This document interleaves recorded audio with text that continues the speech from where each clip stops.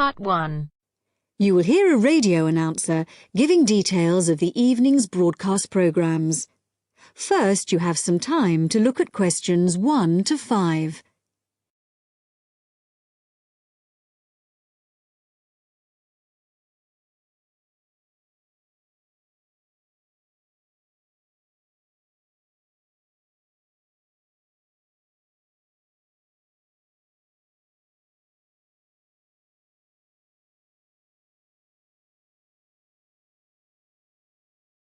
Now listen carefully and answer questions 1 to 5.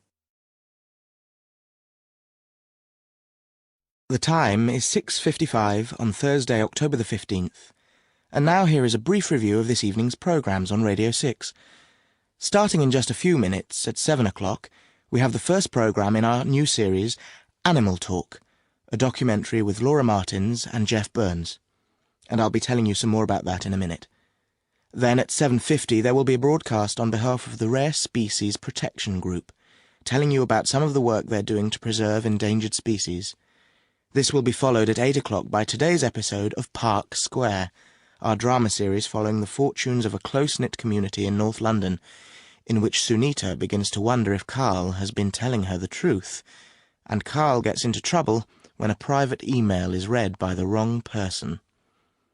At 8:30 we have our phone-in programme, What's Your View? Today's topic is the impact of the media, and you are invited to call in with your own views and questions on this topic. If you have a question for the panel, the number to call is 0207 815 4222. This will be followed at 9 o'clock by news and weather, and then at the new time of 9:20 we have our Book of the Week, read by Graham Stanish. This week's book is a collection of Rudyard Kipling's Just So stories, which the author wrote for his children at the beginning of the 20th century, and which are now enjoyed by children and adults alike.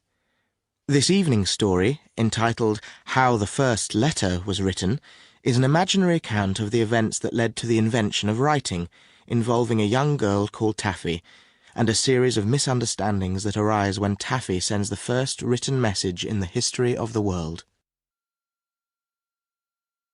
Before you hear the rest of the talk, you have some time to look at questions 6 to 10.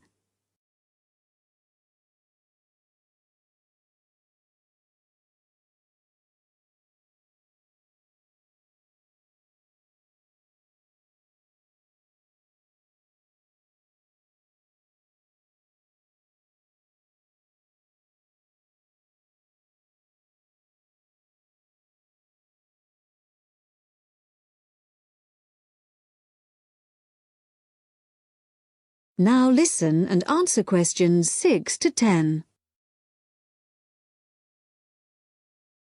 And now, some more information about our major new documentary series, Animal Talk, which explores the fascinating area of animal communication.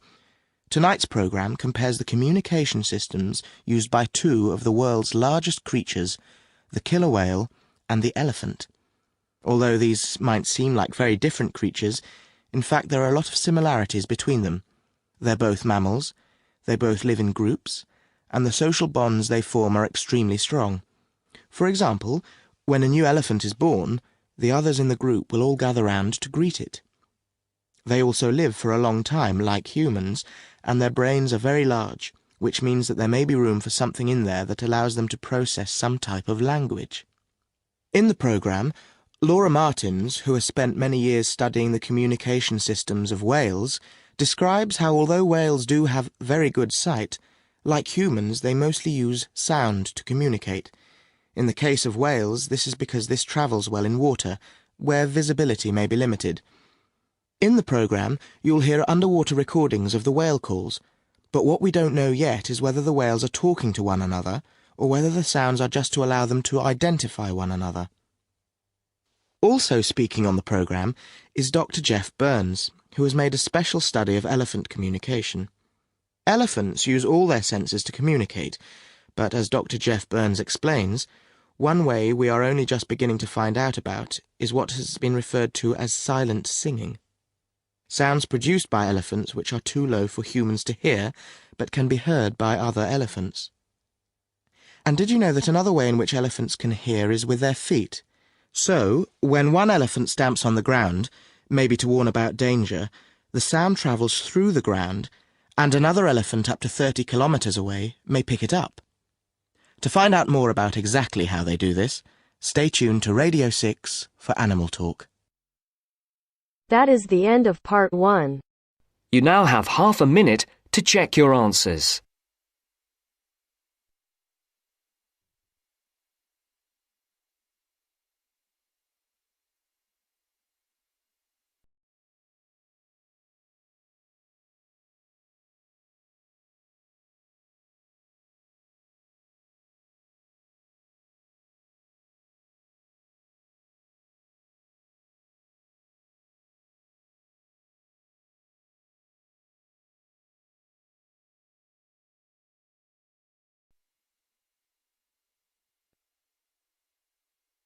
Now turns to part 2.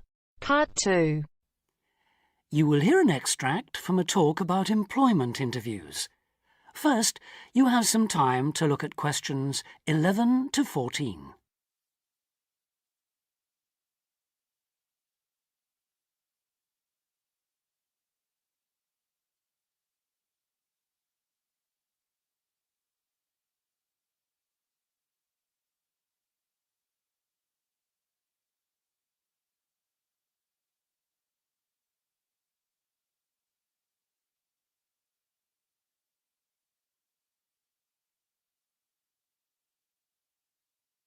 Now listen carefully and answer questions 11 to 14.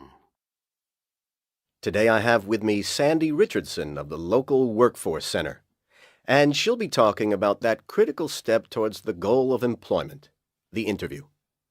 Sandy, what is an interview for, and what's the best way to approach it? A job interview is simply a meeting between you and a potential employer to discuss your qualifications and see if there is a fit. The employer wants to verify what they know about you and talk about your qualifications. If you have been called for an interview, you can assume that the employer is interested in you. The employer has a need that you may be able to meet, so it's your goal to identify that need and convince the employer that you're the one for the job. As everyone knows, interviews can be stressful, but when you're well prepared, there's no reason to panic. Preparation is the key to success in a job search, and you can begin by collecting together all the documents you may need for the interview, such as extra copies of your resume, lists of references, and letters of recommendation. You could also take some work samples, selecting from what you have designed, drawn, or written, for instance. And make sure you have a pen and pad of paper for taking notes. The next step is to find out about the post. The more you know about the job, the employer, and the industry, the better prepared you will be to target your qualifications. Always request a job description from the employer and research employer profiles at the Chamber of Commerce or local library. You could also try to network with people who work for the company or with employees of companies associated with it. The next step is to match your qualifications to the requirements of the job. A good approach is to write out your qualifications along with the job requirements. Think about some standard interview questions and how you might respond. Most questions are designed to find out more about you, your qualifications, or to test your reactions in a given situation. If you don't have any experience or skills in a required area, think about how you might compensate for those deficiencies. Before you hear the rest of the talk, you have some time to look at questions 15 to 20.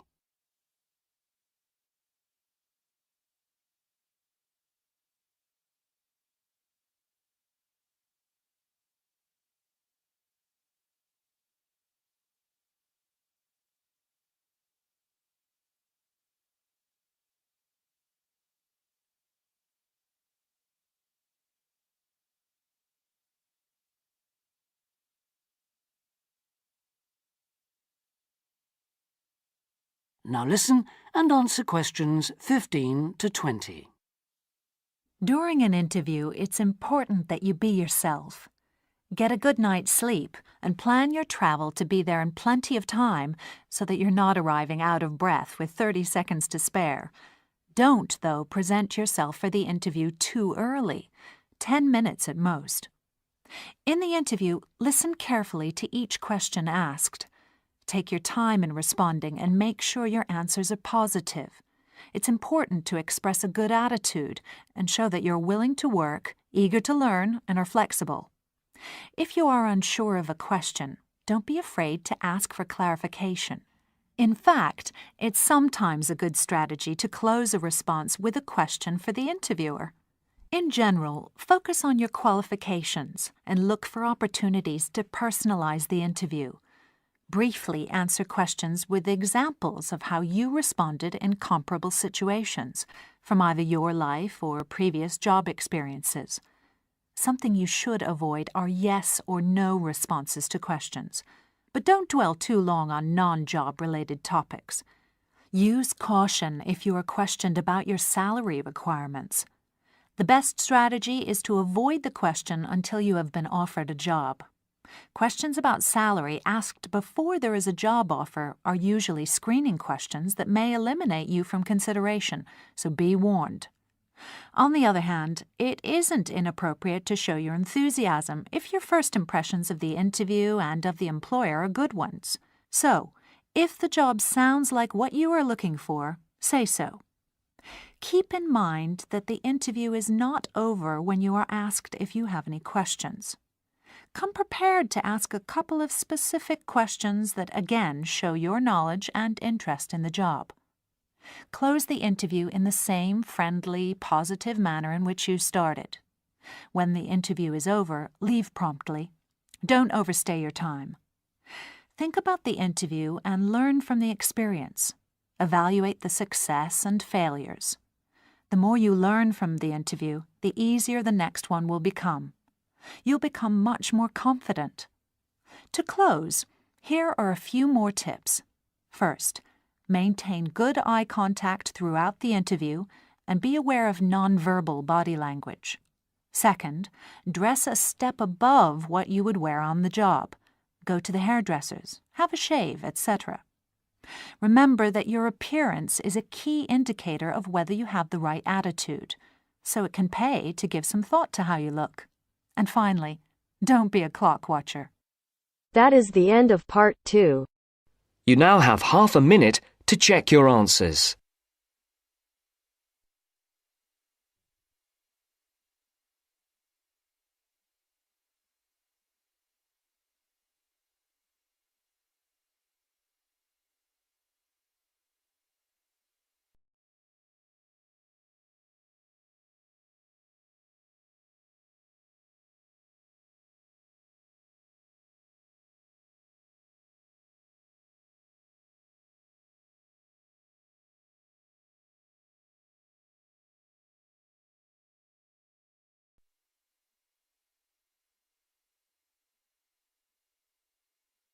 Now turns to part 3. Part 3. You will hear a woman called Phoebe, who is training to be a teacher, talking to her tutor called Tony about research she has done in a school. First, you have some time to look at questions 21 to 25.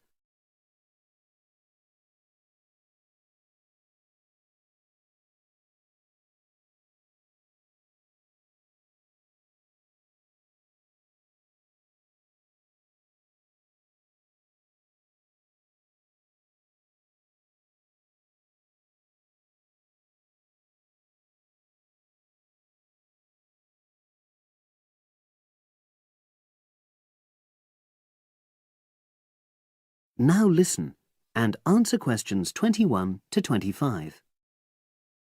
So, how did you get on with your school-based research, Phoebe? Well, it was exhausting, but really valuable. Good. What was the specific focus you chose? My title is Attitudes Towards Study Among 11 to 12-year-old Pupils. Right, and what made you choose that focus? Well, that's a bit difficult. Lots of my classmates decided on their focus really early on, mainly on the basis of what they thought would help in their future career, You know, in their first years teaching. So that's what helped you decide? Actually, it was that I came across a book written by experienced teachers on student attitudes, and that motivated me to go for the topic. OK. So what were your research questions or issues? Well, I wanted to look at the ways students responded to different teachers, particularly focusing on whether very strict teachers made teenagers less motivated. And from your research, did you find that was true? No, not from what I saw, you know, from my 5 days observation, talking to people and so forth. OK.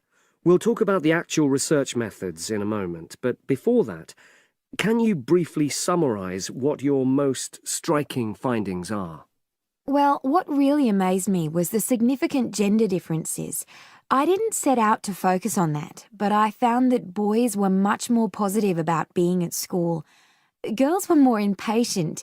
They talked a lot about wanting to grow up and leave school. Very interesting. Yeah, it is.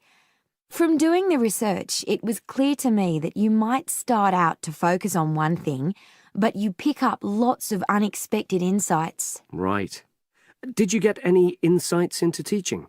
Yes, certainly. I was doing a lot of observations of the way kids with very different abilities collaborate on certain tasks, you know, help each other. And I began to realise that the lessons were developing in really unexpected ways. So what conclusion do you draw from that? Well, I know it's necessary for teachers to prepare lessons carefully, but it's great if they also allow lessons to go their own ways. Good point. Now, I'm really pleased to see you doing this.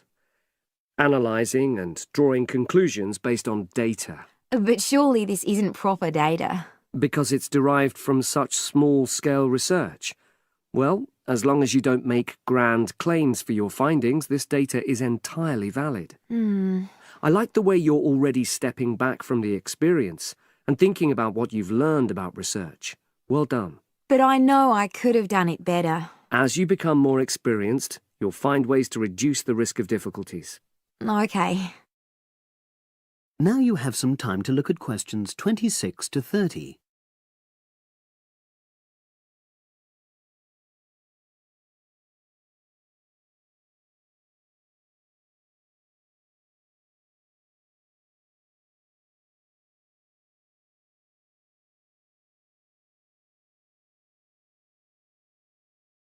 Now listen and answer questions 26 to 30.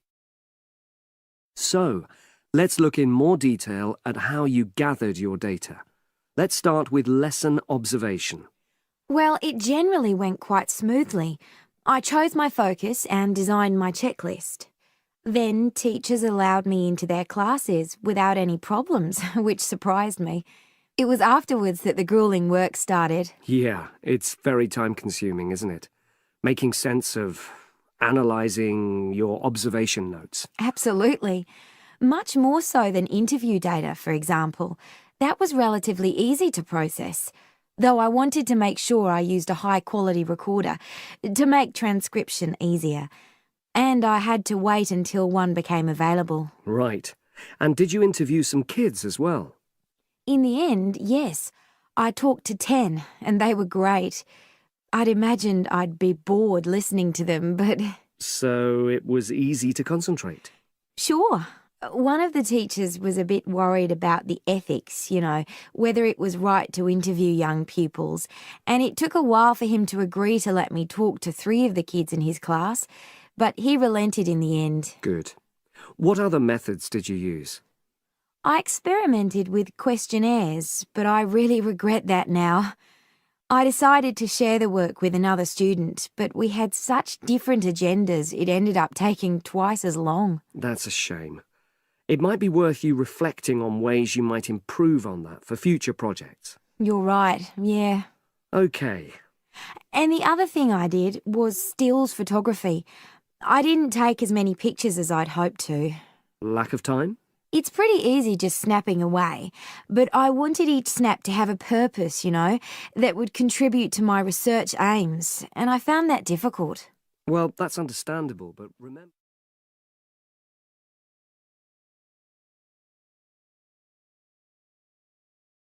That is the end of part 3.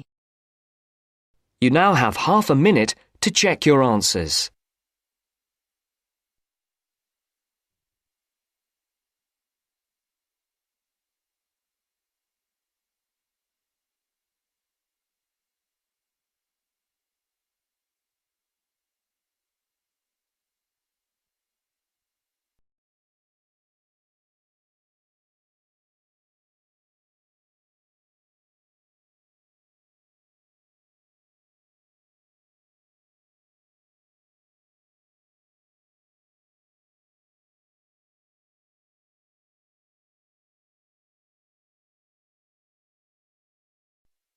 Now turns to part 4. Part 4. Now listen to the second part of the lecture. As you listen, complete the notes below. First, you have some time to look at questions 31 to 40.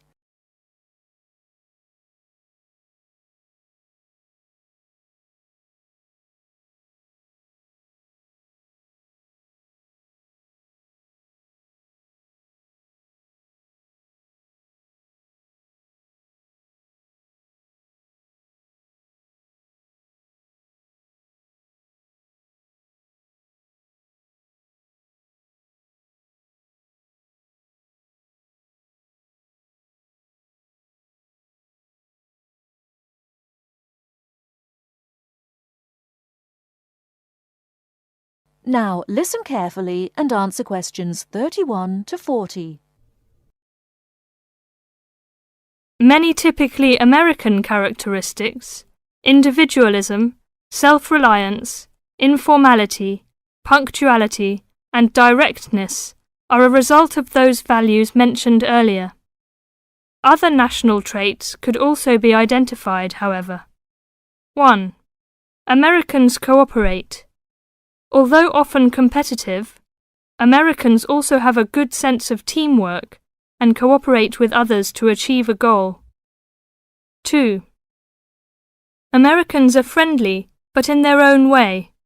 In general, friendships among Americans tend to be shorter and more casual than friendships among people from other cultures. This has something to do with American mobility and the fact that Americans do not like to be dependent on other people. Americans also tend to compartmentalize friendships, having friends at work, family friends, friends on the softball team, etc. 3. Americans ask a lot of questions, some of which may to you seem pointless, uninformed, or elementary. Someone you have just met may ask you very personal questions. No impertinence is intended. The questions usually grow out of a genuine interest. 4. Americans tend to be internationally naive. Many Americans are not very knowledgeable about international geography or world affairs. They may ask uninformed questions about current events and may display ignorance of world geography. Because the US is not surrounded by many other nations, some Americans tend to ignore the world. 5. Silence makes Americans nervous. Americans are not comfortable with silence. They would rather talk about the weather than deal with silence in a conversation. 6. Americans are open and usually eager to explain. If you do not understand certain behavior or want to know what makes Americans tick, do not hesitate to ask questions. Just as values and traits differ somewhat from one culture to another, so do the personal habits associated with good manners and courtesy. While very often there does not seem to be any particular reason why a particular way of doing something is considered good manners, observing these cultural rules will make Americans more comfortable with you, and therefore you with them. It is, of course, impossible to cover all the possibilities here. If you are unsure in a situation, just ask. Americans like to be helpful. 1. Queuing up or lining up is essential. Courtesy requires that you do not push from behind, stand next to the person being helped, or cut into a line. If you should accidentally bump someone, you should say, "Excuse me." 2. Americans blow their noses into a tissue. Spitting, clearing phlegm, or sniffing as from a cold are considered rude. 3. It is considered poor manners to slurp, chew noisily, or open your mouth while chewing.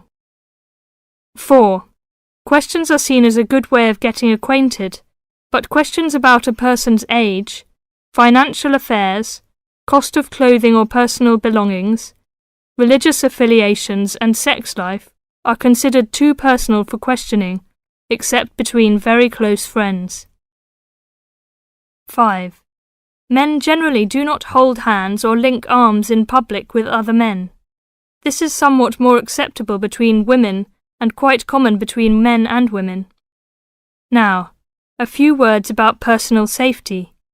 Unfortunately, in the US one must be aware of crimes. It is wise to be especially careful until you are familiar with the community in which you live. Remember that good judgment and common sense can significantly reduce chances of having an unpleasant and perhaps harmful experience. Basic safety rules include the following. 1. Do not walk alone at night. 2. When you leave your room, apartment, or automobile, make sure that all doors are locked and all windows are secured. 3. Do not carry too much cash or wear jewellery of great value. 4. Never accept a ride from a stranger. Do not hitchhike and do not pick up hitchhikers. 5. Be careful of purses and wallets, especially in crowded metropolitan areas where there may be purse snatchers and pickpockets. 6.